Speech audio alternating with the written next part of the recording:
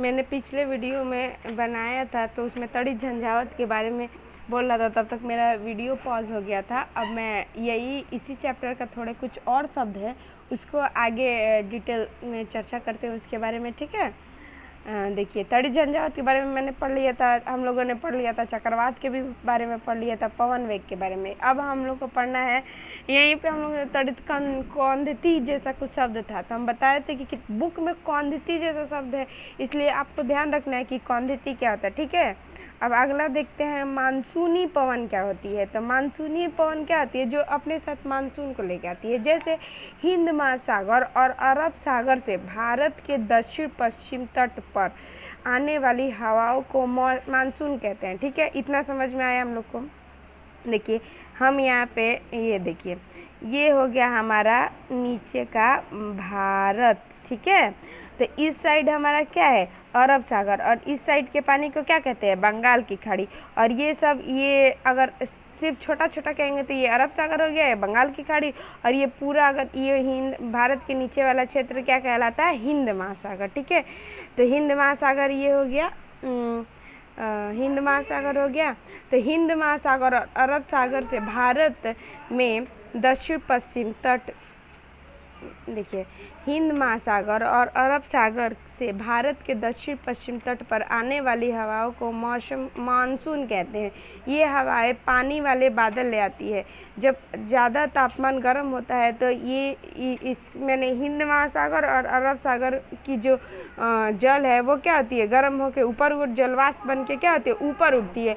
और जैसे ही ऊपर उठ के आती है तो हमारे तमिलनाडु में भी बहुत सारे पर्वत है, नीलगिरी पर्वत हो गया आपका, दोद्दा बेटा, ये सब हो गया, पश्चिमी घाट हो गया, पूर्वी घाट, ये सब हमारे दक्षिण वाले पर्वत है।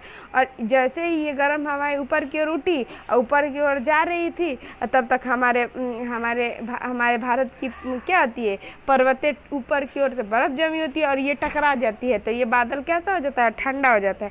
और ठंडा हो जाएगा तो आपको पता है क्या हो जाएगा, ठंडा होगा तो ये वापस क्या हो जाएगा, नीचे की ओर गिरेगा। तो यही इसमें दिया हुआ है कि हिंद महासागर और अरब सागर से भारत के दक्षिण पश्चिम तट पर आने वाली हवाओं को मानसून कहते हैं। ये हवाएं पवन वाले बादल ले आती हैं जो भारत, पाकिस्तान, बांग्लादेश यानी भारतीय उपमहाद्वीप पर बरसती हैं। मानसून ऐसी मौसमी पवन है। मानसून क्या होता है, ऐसी मौसमी पवन है। तो आपको समझ में आ गया होगा। आगे पढ़ते हैं, दाब क्या होता है।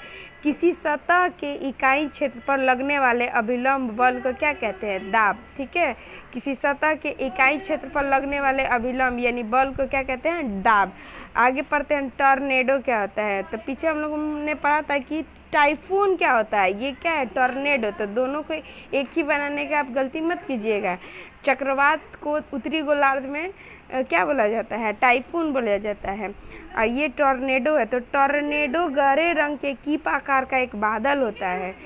इनकी कीप जैसी संरचना आकाश से पृथ्वी तल की ओर आती है। ये कीप जैसी संरचना जो बनी होती है क्या करती है, आकाश से पृथ्वी की ओर इधर बढ़ती है, आकाश से पृथ्वी की ओर आती हुई प्रतीत होती है। अधिकांश टॉर्नेडो तो कमज़ोर होती है। टॉर्नेडो अधिकांश, कुछ टॉर्नेडो है जो कमज़ोर होती है, लेकिन सभी कमज़ोर नहीं होती है। जिस टॉर्नेडो का अगर वेग बहुत ज़्यादा हुआ तो वो क्या करेगी, बहुत ज़्यादा हानिकारक हमें हानि पहुंचाएगी, बहुत ज़्यादा विनाश हो सकता है। तो ये जो कीप जैसी बादल की संरचना होती है वो गहरे रंग की होती है, एकदम काला टाइप का आपको बादल दिखेगा और कीप जैसा, और ये पृथ्वी की तरह एकदम आती हुई प्रतीत होती है। और ये अगर इसका विनाशकारी लगभग, अगर ये विनाशकारी कब होगी, जब इसका वेग 300 किलोमीटर पर आवर का वेग रहेगा। जब 300 किलोमीटर पर घंटे की चाल से ये आएगी तो ये क्या हो जाएगा, बहुत इसकी गति तेज होगी और ये हमारे लिए बहुत विनाशकारी होगी, जान माल की बहुत हानि होगी। हमारे चैप्टर में इतना ही था और अगले चैप्टर का हम अगले वीडियो में करेंगे। Thank you.